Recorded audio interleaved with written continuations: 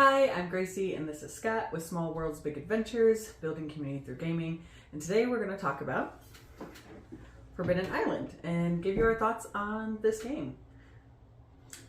Forbidden Island is a cooperative adventure game for 2 to 4 players. You can play it in about 30 minutes.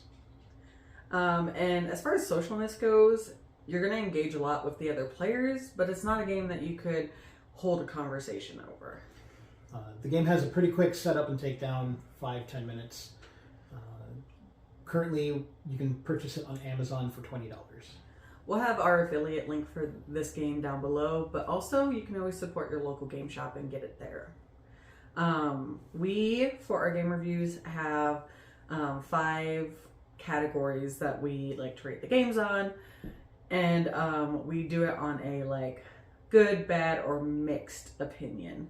And so we'll kind of walk you through. We're going to start with the player agency. And when we refer to that, how much does a player feel like they have control over their actions? Choices the player can make during the game, how much the rules allow them to explore both mechanics and options. And my opinion on this game is it's very bad. It's bad. It's so bad. Because of how the game is structured, you really have to work with your peers to make the right decisions so that you guys can survive. And it's one of those, you all survive or you all don't survive. So it's what I would refer to as an enhanced calamity game, where the margin of failure is so thin that you have almost no choices. If you don't play right, pretty much right from the beginning, you've lost the game. Going on to mechanics, and we're looking at this as how the game plays, the type of actions you can take. Yeah, the mechanics are good. The actual turn-to-turn roles that you do in the game work well in the confines of the game. Yeah, I would say so too. For what the game is, your actions make sense, and they're decent actions. So yeah, mechanics play well. Yeah, it's a fairly simple game. There's not a ton of depth to it, but sometimes that works out well.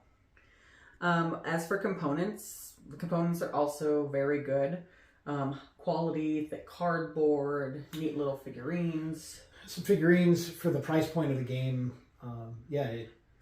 The components are, I'd call them good. The box is a sturdy metal box, which I'm not sure I like on the game shelf, but it's a good box. It's a good box. Millennial, good box. The theme of it, also good. I mean, the theme of it is you're on a forbidden island and it's sinking, and gameplay and everything around it matches that.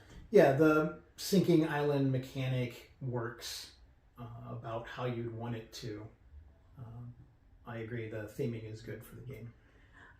Overall enjoyability, I am mixed. I am also mixed. And it really comes down to the player agency, I think, for both of us. Yeah. If somebody were like, man, I love Forbidden Island, let's whip it out, I wouldn't be like, oh god. But I'm not sure I would ever choose to play it again. Not only that, unlike the other game review we had of games that we were sending to the basement, this is among the games that we were getting rid of. Yes. We don't plan on playing it again, ever. Nope. It is part of a series of these forbidden games. We've not played those, but I would imagine it wouldn't be a series if some people didn't enjoy it. Yeah. And to cap it off, Scott and I are going to just talk about whether we liked it or didn't like it and why. Scott, you want to kick us off? I don't like the game. I don't like that there's basically no player agency.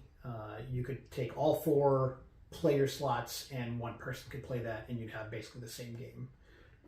I don't feel like there's much game there. Sometimes that's good, but I like a little bit more of a complex game, something that plays out. I will say that the simplicity of the game and the fact that you can be done in about 30 minutes would allow you to play with a younger audience, although I do think it's maybe a hard game for a younger audience. I don't care for games that have what I would refer to as an artificially inflated calamity system.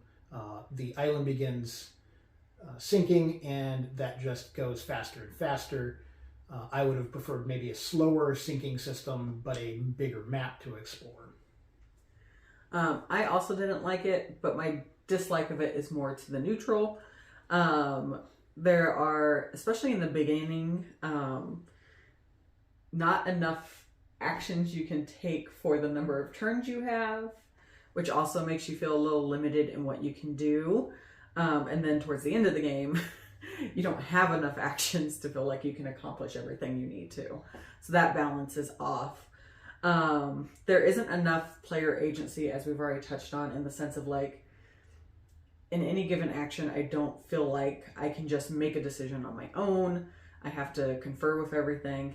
And as we learned, if you have a young child that is maybe a little snarky, they may not play with the fullest intent of the team succeeding.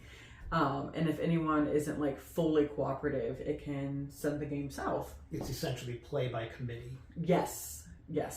And that's also where it says this is ages 10 and up. But depending on the maturity of your child, that maybe is too young, or maybe you could go younger, but... Unless you're trying to teach a child how to fail at board games, I wouldn't necessarily recommend this. And then lastly, the stress of this game is not worth the payoff. Like, this is not the most stressful game in the world, but the stress of having to do this, and then like the success of getting off the island, the reward doesn't match that level for me. Your little successes during the game are quickly overshadowed by the constantly growing problem. So that's it. This is Forbidden Island. We didn't like it. Doesn't mean you won't. If you have played it before and have a different opinion, or if you've played the accompanying games, let us know below. Let us know your thoughts. We'd love to hear from you. But in general, if you want to hear more game reviews, learn how to play the different games, stick around by hitting subscribe.